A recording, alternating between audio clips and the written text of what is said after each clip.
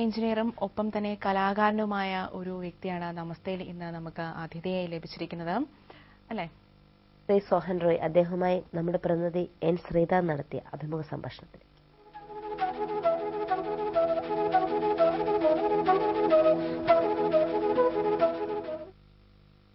നമസ്തയിലേക്ക് ഈ പുലർകാലത്തിൽ സ്വാഗതം. താങ്കൾ ഒരു എഞ്ചിനീയറാണ്, കലാകാരനാണ്, ഇങ്ങനെ പല മേഖലകളിൽ വ്യാപരിച്ചിട്ടുണ്ട്. ഇതില് ഏത് രംഗത്താണ് ഏറ്റവും കൂടുതൽ സംതൃപ്തി നൽകുന്നത്? തൊഴിൽപരമായിട്ട് ഒരു ആർക്കിടെക്റ്റ് ആണ്, നേവൽ ആർക്കിടെക്റ്റ് ആണ്.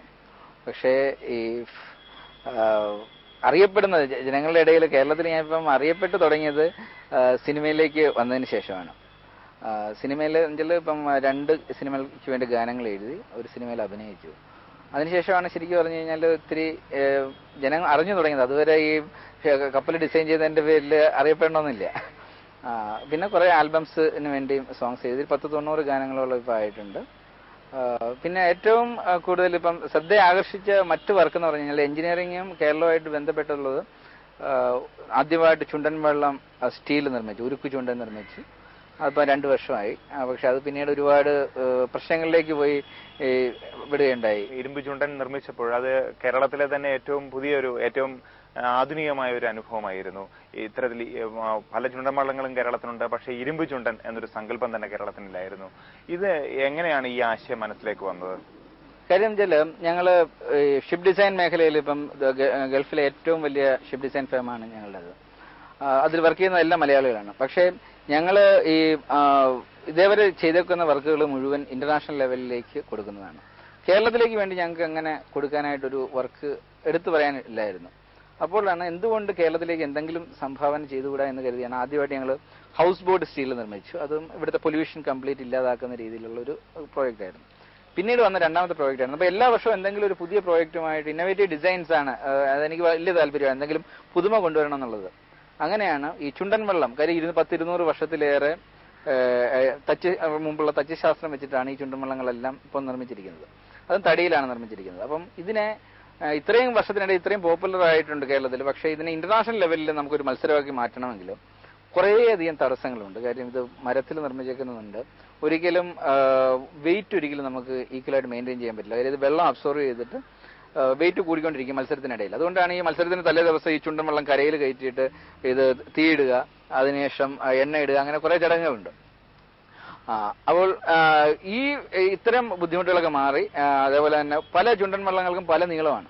അപ്പൊ ഈ നീളവും ഇതിന്റെ പ്രോബ്ലവും ഈ വെയിറ്റിന്റെ പ്രോബ്ലം ഒക്കെ മാറിയാൽ മാത്രമേ ഇതിനെ ഒരു ഇന്റർനാഷണൽ മത്സര രംഗത്തേക്ക് നമുക്ക് കൊണ്ടുവരാൻ പറ്റത്തുള്ളൂ. അപ്പം അങ്ങനെ ചെയ്യണമെങ്കിൽ ഇതിന് ഒരൊറ്റ റെമഡിയേ ഉള്ളൂ, ഇതിനെ സ്റ്റീലിൽ നിർമ്മിക്കുക. സ്റ്റീലിൽ ഐഡന്റിക്കലായിട്ട് കുറെ വള്ളങ്ങൾ വന്നു കഴിഞ്ഞാൽ എല്ലാ വള്ളത്തിലും ഒരേപോലെ തുഴച്ചിലുകാരുണ്ടാവും, എല്ലാ വള്ളത്തിനും ഒരേ വെയിറ്റ് ഉണ്ടാവും. അപ്പോൾ ഇങ്ങനെ വന്നാൽ മാത്രമേ മത്സരം നടത്തുന്നതിലും കാര്യമുള്ളൂ. അപ്പോൾ ഈ ഒരു കൺസെപ്റ്റിന് വേണ്ടിയാണ് ഒരു ചുണ്ടൻ വള്ളം നിർമ്മിക്കുക, അതൊന്ന് പ്രദർശിപ്പിക്കുക. അത് കാര്യം നിർമ്മാണ ചെലവ് ഇതിന് വളരെ കുറവാണ്. അതുപോലെ പാരിസ്ഥിതിക പ്രശ്നമില്ല. കാര്യം ഒരു ചുണ്ടൻ വള്ളം ഉണ്ടാകുമ്പോൾ ഒരു മരം മുറിക്കപ്പെടുകയാണ് സാധാരണ ചെയ്യുന്നത്. ഇത് അങ്ങനെയുള്ള പ്രശ്നമൊന്നുമില്ല. ഇൻഡസ്ട്രിയൽ സ്റ്റീൽ നമുക്ക് വെച്ച് തന്നെ നമുക്ക് ഈ ചുണ്ടൻ വള്ളം നിർമ്മിക്കാം. പക്ഷേ തച്ചുശാസ്ത്രത്തെ അടിസ്ഥാനമാക്കിയാണ് പരമ്പരാഗത ശൈലിയിൽ നമ്മൾ ചുണ്ടൻ വള്ളം നിർമ്മിക്കുന്നത്. അപ്പോ ഈ തച്ചുശാസ്ത്രത്തിൽ നിന്നുള്ളൊരു വ്യതിയാനമല്ലേ ഇത് ഈ സ്റ്റീലിൽ നിർമ്മിക്കുക എന്ന് പറയുമ്പോൾ?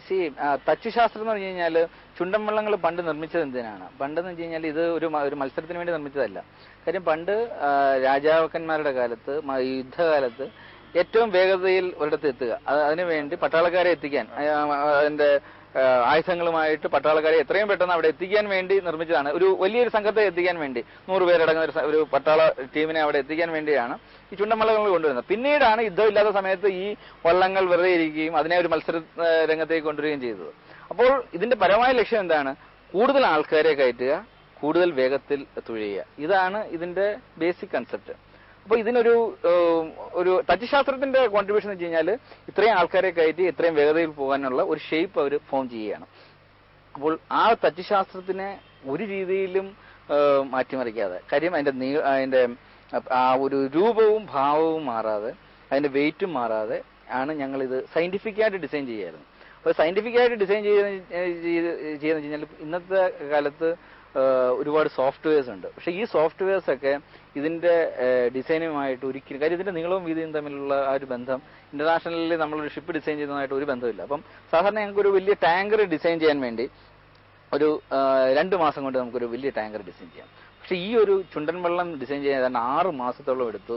ഇതിന്റെ പല വിധത്തിലും ഇത് സ്റ്റഡി നടത്തി. ഇപ്പോൾ ഉള്ള ചുണ്ടൻ വള്ളങ്ങളെല്ലാം പോയി നേരിട്ട് കാണുകയും അതിന്റെ കണ്ടു കഴിഞ്ഞാൽ ആരും തിരിച്ചറിയാൻ പാടില്ല ഇത് സ്റ്റീലിലാണ് നിർമ്മിച്ചേക്കുന്നതെന്ന് ഒരിക്കലും തോന്നരുത്. രൂപത്തിലും തലയെടുപ്പുണ്ടാവണം, എല്ലാം അതുപോലെ ഇരിക്കണം, അതേസമയം വേഗതയും വേണം. അപ്പോൾ ഇതിനെ ശാസ്ത്രീയമായിട്ട് ഉള്ള ആ ഒരു ഇതൂടെ കമ്പൈൻ ചെയ്താണ് ശരിക്കും പറഞ്ഞു കഴിഞ്ഞാൽ ഞങ്ങൾ ഇതിന്റെ നിർമ്മാണത്തിന് വേണ്ടി ഒരു തച്ചനെ കൂടെ നിർത്തിക്കൊണ്ട് തന്നെയാണ് ഇതിന്റെ കാടൻ കൈനഗിരി എന്ന് പറയുന്ന ഒരു തച്ചനുണ്ട്. ആ തച്ചനെ ഞങ്ങളുടെ ഒപ്പം നിർത്തിക്കൊണ്ട് തന്നെയാണ് ഇതിന്റെ രൂപകൽപ്പന ഞങ്ങൾ ഫൈനലൈസ് ചെയ്തത്. അപ്പോൾ ഇത്രയും ബുദ്ധിമുട്ടി ഇത് കൊണ്ടുവരികയും ശരിക്കും പറഞ്ഞു കഴിഞ്ഞാൽ ഇത് നീറ്റിലിറക്കിയപ്പോൾ ആ പുന്നമടയിൽ വെച്ചിട്ടാണ് ഇത് ഞങ്ങൾ പുന്നമട കായലിൽ വെച്ചിട്ടാണ് ഇത് നടത്തുന്നത്. അപ്പം ആ മത്സരം നടക്കുന്നതിന്റെ തൊട്ട് മുന്നിൽ വെച്ചാണ് ഇത് ഉണ്ടാകുന്നത് തന്നെ. ആ പുന്നമട നിവാസികൾ മുഴുവൻ അവിടെ ഒരു ആഘോഷമായിട്ട് മാറ്റിയിട്ടാണ് ഇത് വെള്ളത്തിലേക്ക് ഇറക്കുന്നത് തന്നെ. അങ്ങനെ ഞങ്ങൾ അതിന്റെ പേര് തന്നെ പുന്നമട ചുണ്ടൻ എന്ന് തന്നെയാണ് ഇതിന് കൊടുത്തിരിക്കുന്നത്. പക്ഷെ ഇത്രയും ആവേശത്തിലുണ്ടാക്കിയ ഒരു ചുണ്ടൻ ഞങ്ങൾക്ക് ഈ മത്സരത്തിന് ഒരിക്കലും മത്സരത്തിൽ പങ്കെടുപ്പിക്കാൻ എനിക്ക് താല്പര്യമില്ലായിരുന്നു, ഒന്ന് പ്രദർശിപ്പിക്കുക. കാര്യം മത്സരത്തിൽ പങ്കെടുപ്പിച്ചാൽ ഇതിനെ തുഴഞ്ഞു തോൽപ്പിക്കാൻ സാധിക്കില്ല. കാര്യം ശാസ്ത്രീയമായിട്ട് നിർമ്മിച്ചു വെക്കുന്നതുകൊണ്ട് തന്നെ 200 വർഷത്തെ തച്ചുശാസ്ത്രം ഉടച്ചു വാർത്തുകൊണ്ടാണ് നമ്മൾ ആക്കിയേക്കുന്നത്. അതുകൊണ്ട് തന്നെ ഞങ്ങൾക്കറിയായിരുന്നു മത്സരിച്ചിട്ട് കാര്യമില്ല, ഇതേ വിജയിക്കത്തുള്ളൂ. കാര്യം മത്സരത്തിന്റെ മുൻപ് തന്നെ ഇതിന്റെ ട്രാക്കിൽ ഞങ്ങൾ ഒരു പരിശീലന തുഴച്ചിൽ നടത്തി. അതിൽ തന്നെ റെക്കോർഡ് ടൈം ഇടുകയായിരുന്നു. അപ്പോൾ തന്നെ അറിയാമായിരുന്നു, എല്ലാവർക്കും നാട്ടുകാർക്കും അറിയാം ഇത് മത്സരിച്ചു കഴിഞ്ഞാൽ ഇതുമായി ആർക്കും പരാജയപ്പെടുത്താൻ സാധിക്കില്ല എന്നറിയാം. അങ്ങനെ വളരെ പ്രതീക്ഷയോടെയാണ് ഇതൊന്ന് പ്രദർശിപ്പിക്കാനുള്ളൊരു ശ്രമം നടത്തിയത്. പക്ഷേ നമ്മുടെ കേരളത്തിലെ രാഷ്ട്രീയ പശ്ചാത്തലത്തിൽ അത് തൽക്കാലം സാധിക്കില്ല എന്ന് അറിയാം. ഇനി ഒരുപക്ഷെ ഗവൺമെന്റ് മാറിക്കഴിഞ്ഞാൽ ഒരുപക്ഷെ ഇത് കേരളീയർക്ക് ഒന്ന് കാണാൻ സാധിക്കും എന്ന് വിചാരിക്കുന്നു. കാര്യം ഇതിനുശേഷം ഞങ്ങൾ കുമാരനാശൻ മെമ്മോറിയൽ മറ്റൊരു ഒരു വളരെ പ്രശസ്തമായ മത്സരമാണ്. അവിടെ ഞങ്ങൾ അവര് പ്രത്യേകം വന്ന് വിളിച്ചുകൊണ്ട് പോയി ഇതേ ചുണ്ടൻ ഇവിടെ മത്സരിച്ച നെഹ്റു ട്രോഫിക്ക് പങ്കെടുത്ത ചുണ്ടൻ തന്നെയാണ് അവിടെയും മത്സരിക്കുന്നത്. അവിടെ അതിനോടൊപ്പം സൗഹൃദ തൊഴിൽ നടത്തി ഒരു വെള്ളപ്പാട് മുന്നിൽ ഇത് ഫിനിഷ് ചെയ്തു. പക്ഷെ അവിടെ ഒരു മീഡിയ കവറേജ് ഒന്നും അങ്ങനെ കാര്യമായിട്ടില്ല. പക്ഷെ ഇത് കേരളം മുഴുവൻ അറിയാം, ജനങ്ങൾ മുഴുവൻ കാണണമെന്നുണ്ടെങ്കിൽ നെഹ്റു ട്രോഫിക്ക് തന്നെ വരണം. എന്നെങ്കിലും ഞങ്ങൾക്കറിയാം ഇത് കഴിഞ്ഞ 600 ദിവസത്തോളമായിട്ട് ഇത് പുന്നമട കായലിൽ തന്നെ കിടക്കുകയാണ്, വെള്ളത്തിൽ തന്നെ കിടക്കുകയാണ്. ഒരു കുഴപ്പമില്ല, ടൂറിസ്റ്റുകൾ മുഴുവൻ അവിടെ വരുന്നുണ്ട്. ഇന്ന് ആലപ്പുഴയിലെ ഒരു ടൂറിസ്റ്റ് ഡെസ്റ്റിനേഷൻ തന്നെയാണ് ഈ ചുണ്ടൻ എന്ന് പറഞ്ഞു കഴിഞ്ഞാൽ. ഈ രാഷ്ട്രീയമാണ്, ഒരു പരിധിവരെ രാഷ്ട്രീയമാണ് താങ്കളുടെ ചുണ്ടന് നീറ്റിലിറങ്ങാൻ കഴിയാതെ പോയത്, അല്ലെങ്കിൽ മത്സരത്തിൽ പങ്കെടുക്കാൻ കഴിയാതെ പോയത് എന്ന് പറയുകയുണ്ടായി. പക്ഷേ ഈ രാഷ്ട്രീയത്തെ ബേസ് ചെയ്ത് താങ്കളൊരു സിനിമയ്ക്ക് പാട്ട് എഴുതിയിട്ടുണ്ട് അടുത്ത കാലത്തായിട്ട്, KK റോഡിന്. എങ്ങനെയാണ് ആ സിനിമയുടെ പാട്ടിന്റെ രചനയിലേക്ക് കടന്നു വരാൻ കാരണം എന്താണ്? KK റോഡിൽ ഇപ്പം കേരളത്തിലുള്ള എല്ലാ രാഷ്ട്രീയക്കാരും അണിനിരക്കുന്നുണ്ട്. BJP CK പത്മനാഭനുണ്ട്, PC ജോർജ് ഉണ്ട്, CK പ്രതാപനുണ്ട്. അങ്ങനെ പിന്നെ ഗാനം പാടിയിരിക്കുന്നത് മുൻ മന്ത്രി മുനീറാണ്. അപ്പൊ അതിനകത്തേക്ക് എന്റെ ഒരു സുഹൃത്താണ് ഇതിന്റെ സംവിധായകൻ ശ്രീ സൈമൺ. അപ്പൊ സൈമൺ എന്നോട് ഇങ്ങനെ വളരെ സ്നേഹപൂർവ്വം പറഞ്ഞു ഒരു ഗാനം എഴുതണം. അപ്പൊ ഞാൻ പറഞ്ഞു കേരളത്തിൽ വന്ന് ഈ സിനിമാക്കാരുടെ സമയവും നമ്മുടെ സമയമായിട്ട് ഒരിക്കലും ചേർന്ന് പോകത്തില്ല, അപ്പോൾ സമയം ഒത്തുവരികയാണെങ്കിൽ എഴുതാനെന്ന് പറഞ്ഞു. പക്ഷേ ഇതിന്റെ റെക്കോർഡിംഗ് ടൈമിൽ എനിക്ക് വരാൻ പറ്റാത്തൊരവസ്ഥയായിരുന്നു. അപ്പൊ അങ്ങനെ മദ്രാസിൽ വെച്ചിട്ട് ഇതിന്റെ സംഗീതം SP വെങ്കടേഷ് കൊടുക്കുമ്പോൾ എന്നെ ഫോണിൽ വിളിച്ചു, സാധിക്കുമെന്ന് ചോദിച്ചു. അങ്ങനെ ഫോണിൽ കൂടി ഈ ഗാനം കേൾപ്പിക്കുകയും ഷാർജയിലാണ് ഞാനിത് എഴുതുന്നത്. അങ്ങനെ എഴുതി പിന്നീട് അതിന്റെ റെക്കോർഡിങ് അതിന്റെ ഫൈനൽ ഡബിംഗ് അല്ല മിക്സിങ്ങിന്റെ സമയത്ത് ഞാൻ ഇവിടെ ഉണ്ടായിരുന്നു. ആ സമയത്താണ് അതിനുശേഷം ഇതിന്റെ ഷൂട്ടിംഗ് നടക്കുന്ന സമയത്ത് ചോദിച്ചു എങ്കിൽ ആ ഗാനരംഗത്തുനിന്ന് അഭിനയിച്ചുകൂടെ എന്ന് ചോദിച്ചു. അങ്ങനെ അഭിനയിക്കുകയൂടെ ഉണ്ടായി. നേതാവുമായി ഈ പണ്ട് പോലെ ചെറുപ്പത്തിലെ പാട്ട് എഴുതുമായിരുന്നു. എങ്ങനെയായിരുന്നു ഇത് ഈ രംഗത്തേക്ക് വന്ന് പാട്ടെഴുത്തിന്റെ രംഗത്തേക്ക് വരുന്നത് എങ്ങനെയാണ്? ഇത് ഒരു 10ാം ക്ലാസ് മുതൽ തന്നെ എഴുതി തുടങ്ങിയത്. കാര്യം സ്കൂൾ ലെവലിൽ തന്നെ സംസ്ഥാന യുവജനോത്സവത്തിന് വരെ എനിക്ക് പോകാൻ സാധിച്ചിട്ടുണ്ട്. അപ്പൊ അന്ന് തന്നെ എന്റെ അമ്മ അത്യാവശ്യം എഴുതുകയായിരുന്നു, നല്ലൊരു ഭാഷാ പണ്ഡിതയാണ്. അപ്പം അമ്മയിൽ നിന്നാണ് ഈ ഗാനരചനയിലേക്ക്. അമ്മയുടെ പേര് കസ്തൂരി ബായി എന്നാണ്. അമ്മ സംസ്കൃത പണ്ഡിതയായിരുന്നു, പക്ഷെ മലയാള അധ്യാപികയും കൂടിയായിരുന്നു. അപ്പൊ അമ്മയിൽ നിന്നാണ് ഇത് പാട്ട് എങ്ങനെ എഴുതി തുടങ്ങണമെന്ന് മനസ്സിലാകുന്നത്. അപ്പം പിന്നീട് പക്ഷെ കോളേജിന് വന്നതിന് ശേഷം മെല്ലെ ആ ഗാനരംഗത്ത് നിന്ന് മെല്ലെ കുറച്ചൊന്ന് മാറി നിന്നു. വേറെ മേഖലകൾ കുറെ കടന്നു വന്നപ്പോഴത്തേക്ക് ഗാനരചനകളിൽ നിന്ന് മെല്ലെ വിട്ടുപോയി. പിന്നീട് കുറേ വർഷങ്ങൾക്ക് ശേഷമാണ് ഞാൻ കോളേജിൽ വെച്ച് തന്നെ എഴുതിയ ഒരു ഗാനം, മുരളിയെ നീ എത്ര ധന്യ എന്നാകിലും മൂകമായോ മനമാർദ്രമായോ മണിമുത്തമേറെ നുകർന്നരാ മാധവ മധുപനെന്നെങ്ങോ പറന്നുപോയെന്ന് പറഞ്ഞൊരു 4 വരിയുണ്ട്. ഈ ഒരു 4 വരി എൻ്റെ ഒരു സുഹൃത്ത് സംഗീതം ചെയ്യുകയും അത് ഒരു ഡോക്ടർ സന്തോഷ്, അതിൽ നിന്ന് ആവേശം ഉൾക്കൊണ്ടാണ് മുരളിക എന്ന് പറയുന്ന ആൽബം തന്നെ ഉണ്ടാക്കുന്നത്. അവിടെ നിന്നാണ് തുടക്കം. ഒരു 4-5 വർഷമായി മ്യൂസിക് രംഗത്തേക്ക് സജീവമായി വന്നിട്ട് ഒട്ടേറെ ആൽബങ്ങൾക്കും പാട്ടുകൾ എഴുതിയിട്ടുണ്ട്. ഇപ്പൊ ഒരു എല്ലാം കൂടെ 90 ഗാനങ്ങളോളമായിട്ടുണ്ട്, ആൽബങ്ങളും സിനിമാ ഗാനങ്ങളും അടക്കം. താങ്കളുടെ പാട്ടുകൾ പലതും ഞാൻ ശ്രദ്ധിച്ചപ്പോൾ ഇത് ചില ബിംബങ്ങളെ അടിസ്ഥാനമാക്കിയാണ് ഈ പാട്ടുകൾ രചിച്ചിരിക്കുന്നത്. അതിന് ചില ബിംബങ്ങളുണ്ട്, ചില സങ്കല്പങ്ങളുണ്ട്. എന്താണ് ഇത്തരത്തിലൊരു കവിതാ രചന അല്ലെങ്കിൽ പാട്ട് രചനയ്ക്ക് കാരണമായത്? സാധാരണ ഇന്നത്തെ എല്ലാ ഗാനരചന മുഴുവൻ ഒരു പുതിയ മേഖലയിലേക്ക് കടന്നു പോകുന്നു. കാര്യം ആദ്യം സംഗീതം കൊടുക്കുന്നു, പിന്നെ എഴുതുന്നു. അപ്പം ഒരു കണക്കിന് ഒക്കെ അത് കേൾക്കാൻ വളരെ ഇമ്പം ഉണ്ടായിരിക്കും. കാര്യം പുതിയ പുതിയ സംഗീതം വരുന്നു. അതിൽ നമ്മൾ പിന്നെ ഫില്ലിംഗ് ജോബാണ് പിന്നെ ഗാനരചയിതാവ് എന്നുള്ളത്.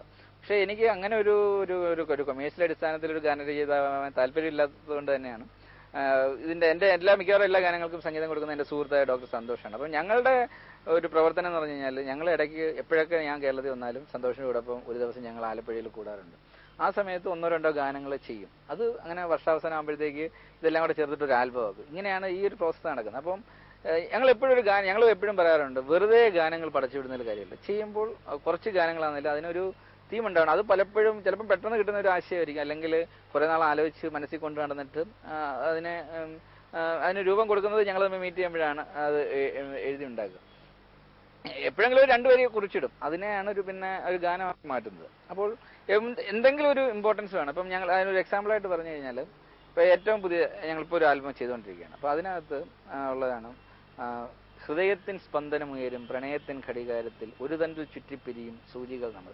അതായത് ഒരു ഭാര്യ ഭർത്തൃ ബന്ധം എന്ന് വേണേൽ പറയാം, അല്ലെങ്കിൽ കാമുകി കാമുകന്മാർ എങ്ങനെയാണെങ്കിലും. അപ്പം പൊതുവെ ഭാര്യാഭർത്തൃ ബന്ധത്തിൽ തന്നെ നമുക്ക് ചിത്രീകരിക്കാൻ പറ്റിയൊരു സാധനമാണ് നമ്മുടെ വീട്ടിലെല്ലാം ഉള്ള ഘടികാരം, ക്ലോക്ക്. ഈ ഘടികാരത്തിന്റെ മിനിറ്റ് സൂചിയും മണിക്കൂർ സൂചിയും ജസ്റ്റ് ഇമാജിൻ ചെയ്യുക. നമ്മുടെ ഘടികാരം നമ്മുടെ ജീവിതമാണെന്ന് അങ്ങോട്ട് സങ്കല്പിക്കുക. അതിനകത്ത് ഭാര്യയും ഭർത്താവും ആ 2 സൂചികളാണെന്ന് സങ്കല്പിക്കുക. ഒന്നിന് നീളം കൂടുതലാണെന്ന് വ്യത്യാസമുണ്ട്, ഒന്നിന് വേഗത കൂടുതലാണ്, ഒന്നിന് വേഗത കുറവാണ്. അങ്ങനെ ഒരിക്കലും 2 ഇവര് കുടുംബ ബന്ധത്തിലെ ഭാര്യയും ഭർത്താവും 2 വ്യക്തികളാണ്. ഇവര് തമ്മിൽ ഒരിക്കലും ഒരേ വേഗത ഒന്നും ആയിരിക്കില്ല. 2 പശ്ചാത്തലത്തിൽ നിന്ന് വരുന്ന ആൾക്കാരായിരിക്കും. എങ്കിലും ഇവരെ വിവാഹം എന്ന ഒരു ബന്ധത്തിൽ ഒരു പോയിന്റിൽ ഇവരെ ബന്ധിച്ചിരിക്കുകയാണ്. ഇവർ ആ ജീവിതത്തിൽ ഇങ്ങനെ കറങ്ങിക്കൊണ്ടേയിരിക്കും. ഓരോ ദിവസവും സെയിം റിപ്പറ്റീഷൻ ആണ്. അല്ലാതെ ഒരു ക്ലോക്കിൽ ഒരിക്കലും ഇന്നും നാളെയും തമ്മിൽ വ്യത്യാസമില്ല. എന്നും സെയിം കാര്യങ്ങൾ സംഭവിക്കുന്നുണ്ട്, ഇണചേരൽ നടക്കുന്നുണ്ട്, ഇതൊക്കെ നടക്കുന്നുണ്ട്. എങ്കിലും വിരഹത്തിനാണ് അതിനകത്ത് കൂടുതൽ സമയം ഇവര് ഒരുമിച്ചല്ല, വേറിട്ടാണ് നിൽക്കുന്നത്. എങ്കിലും ഇവര് വീണ്ടും ഒന്നിക്കാനായിട്ട് അടുത്തുകൊണ്ടേയിരിക്കുകയാണ്. ഈ പ്രോസസ്സ് ഇങ്ങനെ നടന്നുകൊണ്ടേയിരിക്കുകയാണ്. പക്ഷേ ഈ 2 വേഗതയിൽ ഇവർ സഞ്ചരിക്കുന്നുണ്ടെങ്കിൽ തന്നെയും ലക്ഷ്യം ഒന്നിലേക്കാണ് പോകുന്നത്. പക്ഷെ എവിടെയെങ്കിലും വെച്ച് ഒരു സൂചി നഷ്ടപ്പെട്ടിട്ടുണ്ടെങ്കിൽ പിന്നെ ആ യാത്രയ്ക്ക് മറ്റേ ആൾ യാത്ര ചെയ്തിട്ടും കാര്യമില്ല.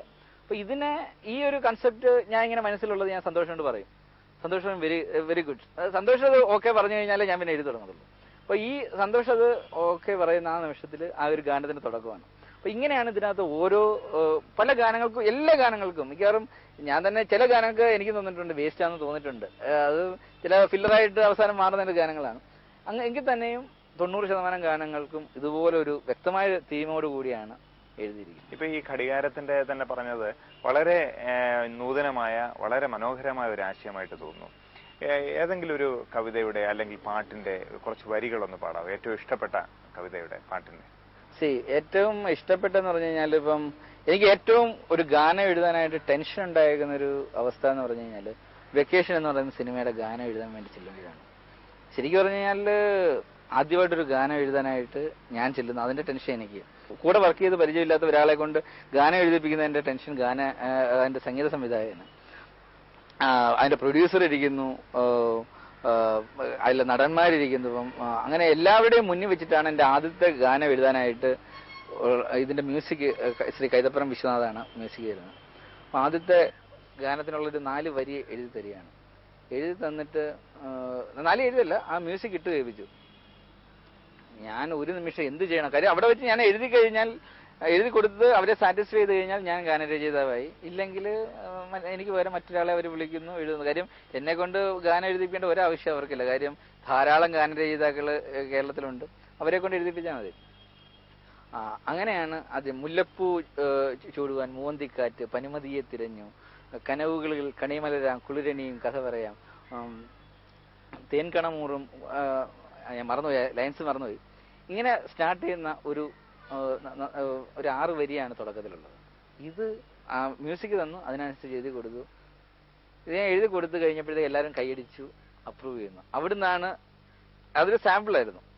അവിടുന്ന് പറഞ്ഞു ഓക്കെ എഴുതി തുടങ്ങാമെന്ന് അവിടുന്ന് പറയുകയാണ്. പിന്നെയാണ് ശരിക്കും പറഞ്ഞാൽ ആദ്യത്തെ ഗാനം റെക്കോർഡ് ചെയ്യപ്പെടുന്നത് സാന്ദ്രസന്ധ്യ സാഗരസന്ധ്യയെ പ്രിയ മാനസസന്ധ്യയെ മുരളികയൂതും മോഹനിലാവിൽ പണിയറ പുൽകും മദനയാമങ്ങളെ തിരയുകയാണോ എന്ന് പറഞ്ഞാണ് ആദ്യത്തെ വെക്കേഷനിൽ റെക്കോർഡ് ചെയ്യുന്ന ആദ്യത്തെ ഗാനം. അത് ശ്രീ യേശുദാസ് ആണ് വന്ന് അത് പാടുന്നത്.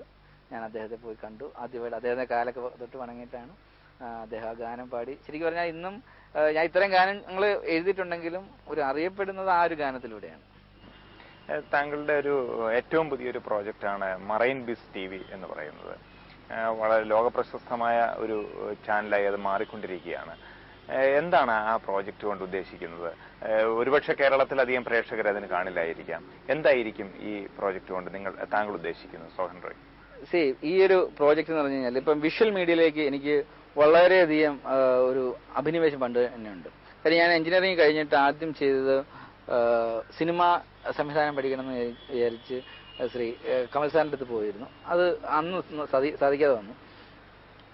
അങ്ങനെ ആ ഒരു സംവിധാനം പഠിക്കണം എന്നുള്ളൊരു മനസ്സിൽ ഇതിങ്ങനെ കിടന്നു ഞാൻ പിന്നീട് ഹോളിവുഡ് ഫിലിം ഇൻസ്റ്റിറ്റ്യൂട്ടിൽ നിന്ന് ഡിപ്ലോമ എടുത്തു.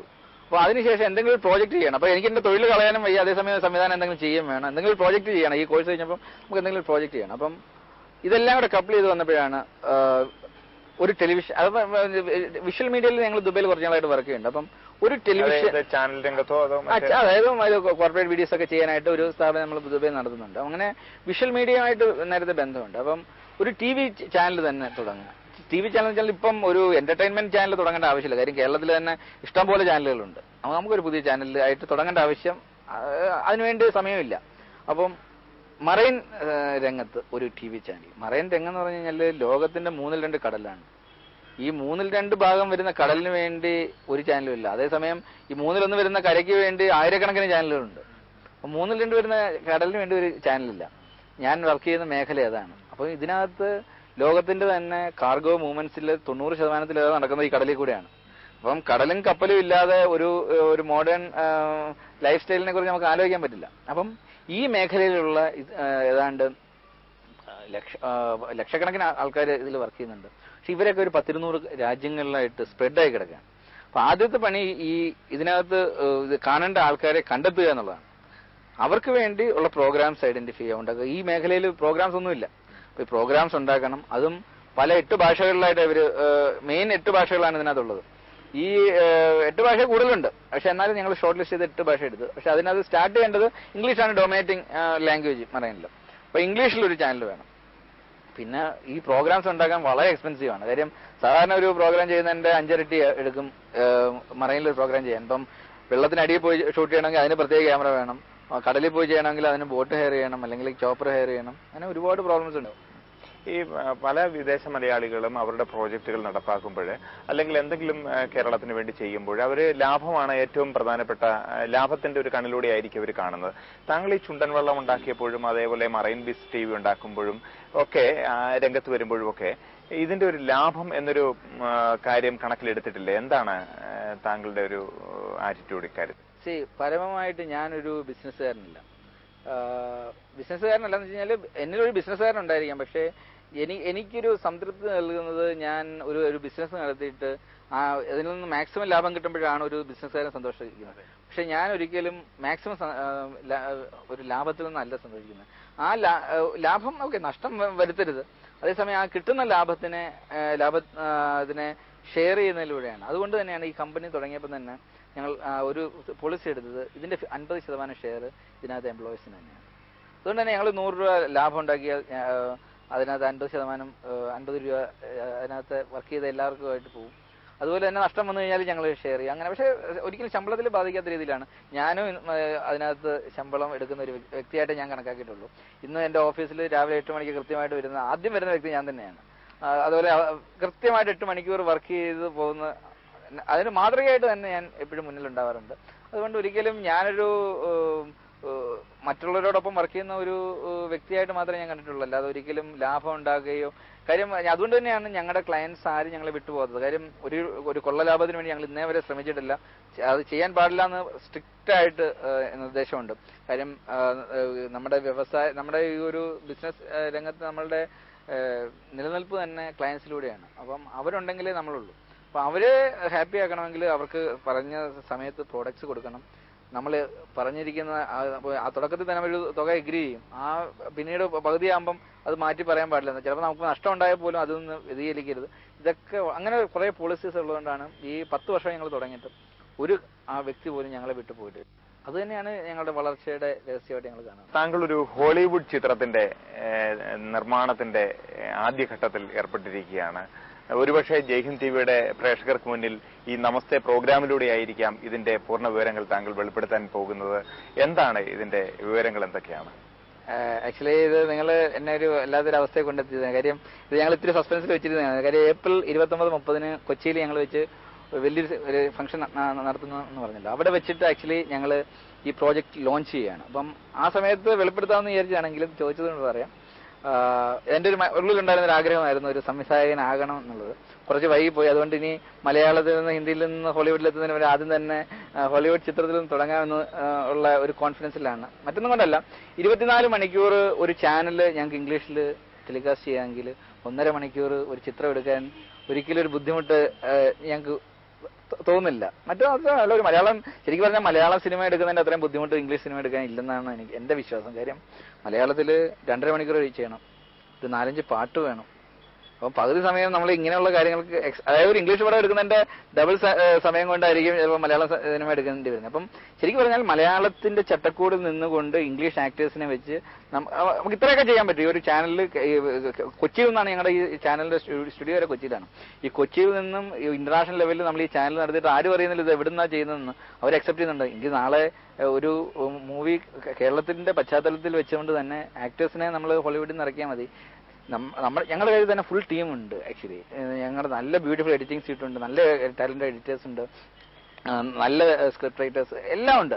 അപ്പോൾ നല്ലൊരു കഥ അതിനുവേണ്ടി കണ്ടെത്താനുള്ള ശ്രമമായിരുന്നു. അത് ഒരു കഥ റെഡിയാക്കി, ഡാം എന്നാണ് മൂവിയുടെ പേര്. അപ്പം കേരളത്തിന്റെ ഒരു പശ്ചാത്തലത്തിൽ തന്നെ ചെയ്യാവുന്ന രീതിയിലാണ് ആ സ്റ്റോറി ചെയ്തിരിക്കുന്നത്. അപ്പോൾ അത് ഞങ്ങൾ പ്രോജക്റ്റ് ഏപ്രിൽ 29 അനൗൺസ് ചെയ്യാണ്, ലോഞ്ച് ചെയ്യാണ്. മിക്കവാറും പല താരങ്ങളും ഹോളിവുഡിൽ നിന്ന് വരെ താരങ്ങളെ എത്തിക്കാനുള്ള ശ്രമം ഞങ്ങൾ നടത്തുന്നുണ്ട്. എങ്കിലും 1 വർഷത്തോളം ഞങ്ങൾ പക്ഷേ മാർക്കറ്റിങ്ങിന് വേണ്ടി മാത്രം ആദ്യം അതിനുവേണ്ടി മാറ്റി. കാര്യം സാധാരണ സിനിമകളിലൊക്കെ ചെയ്യുന്നത് സിനിമ കഴിഞ്ഞിട്ടാണ് മാർക്കറ്റിങ്ങിനെ കുറിച്ച് ആലോചിക്കുന്നത്. ഇതിന്റെ കഥയെക്കുറിച്ച് എന്തെങ്കിലും ഒരു സൂചന തരാൻ പറ്റുമോ? സൂചന സിനിമയുടെ പേരിൽ തന്നെ കഥയുണ്ട്, അടങ്ങിയിട്ടുണ്ട്. ഒരു ഡാം കൊളാപ്സ് ചെയ്യുന്നതിനെ കുറിച്ചുള്ളതാണ്. പക്ഷേ ഈ ഡാമിന്റെ കൊളാപ്സ് എന്ന് വെച്ച് കഴിഞ്ഞാൽ ഇതിനകത്ത് ഒരു സിമ്പിളാണ്. ഈ ഡാം എന്ന് പറഞ്ഞത് തന്നെ ഒരു സിമ്പിളാണ്. കാര്യം എല്ലാ വ്യക്തികളിലും ഒരു ഡാമുണ്ട്. നമ്മുടെ എല്ലാം മനസ്സ് നിറഞ്ഞു കവിഞ്ഞ് നിൽക്കുന്ന ഒരു ഡാമാണ്.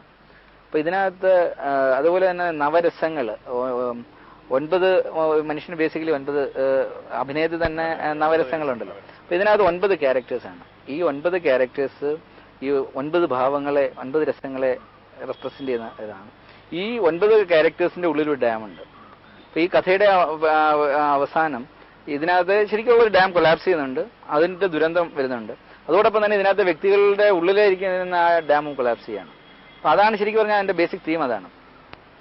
ബ്യൂട്ടിഫുൾ ആണ്. കാര്യം ഞങ്ങൾ കഥ വളരെയധികം ചർച്ച ചെയ്തു, വളരെയധികം എല്ലാവർക്കും അത് കഥ കേട്ടത് അത് എത്രയും പെട്ടെന്ന് ചെയ്യാനാണ് പറയുന്നത്. പക്ഷേ എങ്കിലും ഞങ്ങൾ ധൃതി പിടിക്കാതെ ചെയ്യാത്തത് കാര്യം കുറേ ഉണ്ട്. ഹോളിവുഡ് മൂവിയിൽ നമ്മൾ രജിസ്ട്രേഷൻ മാത്രമേ കഴിഞ്ഞുള്ളൂ, സ്റ്റോറി രജിസ്ട്രേഷൻ കഴിഞ്ഞു. അപ്പം ഇത് കഴിഞ്ഞിട്ട് മാർക്കറ്റിങ്ങിന് വേണ്ടി ഒരു വർഷം ഞങ്ങൾ ശരിക്കും പറഞ്ഞാൽ മാർക്കറ്റിംഗിന്റെ കാര്യം ഒരിക്കലും ഇത് കാര്യം ഇത്രയും തുക ചിലവാക്കി നമ്മൾ എടുക്കുമ്പോൾ അത് ജനങ്ങളിൽ എത്തുകയും വേണം. എത്ര കോടി രൂപയുടെ പ്രോജക്റ്റ് ആയിരിക്കും ഇത് ചെയ്തു വരുമ്പോൾ കാര്യം ഇതിന്റെ ഡിസ്ട്രിബ്യൂഷൻ വേൾഡ് വൈഡ് മലയാളത്തിൽ എന്ന് വെച്ച് കഴിഞ്ഞാൽ നമ്മൾ നിർമ്മിച്ചു കഴിഞ്ഞാൽ ഏതാണ്ട് അത്രയും തുകയും കൂടെ ചിലവാക്കി കഴിഞ്ഞാൽ ഡിസ്ട്രിബ്യൂട്ട് ചെയ്യാൻ പറ്റും. പക്ഷേ വേൾഡ് വൈഡ് നമ്മൾ ചെയ്യുമ്പോഴത്തേക്ക് ഒരു $10 million എങ്കിലും നമ്മൾ സ്പെൻഡ് ചെയ്താൽ മാത്രമേ ഇതിന്റെ ഡിസ്ട്രിബ്യൂഷൻ മൊത്തം വേൾഡ് മുഴുവൻ എത്തത്തുള്ളൂ. അപ്പം ആ $10 million മാർക്കറ്റ് നമ്മൾ ഒരു വർഷം കൊണ്ട് അത്രയും തുക കണ്ടെത്തിയതിന് ശേഷം ഇറങ്ങിയില്ല എന്നുണ്ടെങ്കിൽ ഇത് അവസാനം ഞങ്ങളുടെ ചാനലിൽ കൂടെ മാത്രമേ റിലീസ് ചെയ്യേണ്ടി വരും. എനിവേ അത് ചാനൽ വഴി നമുക്ക് റിലീസ് ചെയ്യാനുള്ള സംവിധാനം ഉണ്ട് എങ്കിൽ തന്നെയും അത് തിയേറ്ററിലൂടെ കാണുന്നതിന്റെ ഒരു ഫീല് ഡിഫറെന്റ് ആണ്. അതുകൊണ്ട് തന്നെ ഞങ്ങൾ ധൃതി ഒന്നും കാണിക്കുന്നില്ല. ഫെബ്രുവരി 1 മാത്രമേ അടുത്ത ഫെബ്രുവരി 1 ഇപ്പോഴത്തെ ചാർട്ട് അനുസരിച്ചിട്ട് ഷൂട്ടിംഗ് സ്റ്റാർട്ട് ചെയ്തുള്ളൂ. സംവിധായകൻ ആരാണ്? നിർമ്മാതാവ് ഇല്ല, മറ്റൊരു സംവിധായകനെ കണ്ടെത്താൻ തൽക്കാലം പോയില്ല. ആഗ്രഹത്തെ കാര്യം ഇത് എന്റെ ഒരു ആഗ്രഹത്തിന്റെ പേരിൽ ചെയ്ത് നിൽക്കുന്നുണ്ട് തന്നെ. ഫുള്ളി എന്റെ സ്റ്റോറി ബോർഡും എന്റെ തന്നെയാണ്. അപ്പം എന്റെ ഫസ്റ്റ് വർക്കും ഇതിനു വേണ്ടിയാണ്. ശരിക്കും ഞാൻ കുറച്ച് സമയം എടുത്താന്നേലും ഈ ഒരു സ്റ്റോറി ഇങ്ങനെ മനസ്സിൽ കിടക്കാൻ തുടങ്ങിയിട്ട് കുറച്ച് നാളായി. പിന്നെ കേരളത്തിനെ സംബന്ധിച്ചുള്ള ഇതിനൊരു ഇമ്പോർട്ടൻസ് ഉണ്ട്. കാര്യം നമ്മുടെ മുല്ലപ്പെരിയാറിന്റെ ഒരു പ്രശ്നം വളരെ അധികാരമായിട്ട് നിൽക്കുന്നുണ്ട്. ശരിക്കും പറഞ്ഞാൽ ഈ ഒരു ഇതിനകത്തും ഒരു ബ്രിട്ടീഷ് കോളനിയിൽ പണ്ട് ബ്രിട്ടീഷുകാർ ഉണ്ടാക്കിയിരിക്കുന്ന ഒരു ഡാമാണ് ഇത് കൊളാപ്സ് ചെയ്യുന്നത്. അത് എവിടെയാണെന്ന് നമ്മൾ റിവീൽ ചെയ്യുന്നില്ല എങ്ങനെയാണ്. പക്ഷേ ഷൂട്ട് ചെയ്യുന്നത് കേരളത്തിലാണ്. ശരിക്കും പറഞ്ഞു കഴിഞ്ഞാൽ ആനുകാലിക പ്രസക്തിയുണ്ട്. ഇത് കേരളത്തിന്റെ മുല്ലപ്പെരിയാർ നാളെ കൊളാപ്സ് ചെയ്ത് കഴിഞ്ഞാൽ എന്തുണ്ടാവും, അതിന്റെ ഒരു ചെറിയൊരു ക്രോസ് സെക്ഷൻ ഇതിനകത്ത് ഈ 9 വ്യക്തികളിലൂടെ നമ്മൾ കഥ പറഞ്ഞു പോവുകയാണ്. ഏതായാലും മലയാള സിനിമാ രംഗത്ത് ഇപ്പോൾ ഹോളിവുഡിലേക്ക് പോകുന്നു, വ്യവസായ രംഗത്തേക്ക് താങ്കളുടെ സാന്നിധ്യം വ്യാപിപ്പിക്കുന്നു. ഏതായാലും താങ്കൾക്ക് എല്ലാവിധ ആശംസകളും നേരുന്നു. നമസ്തേയിൽ പങ്കെടുത്തതിന് വളരെ നന്ദി.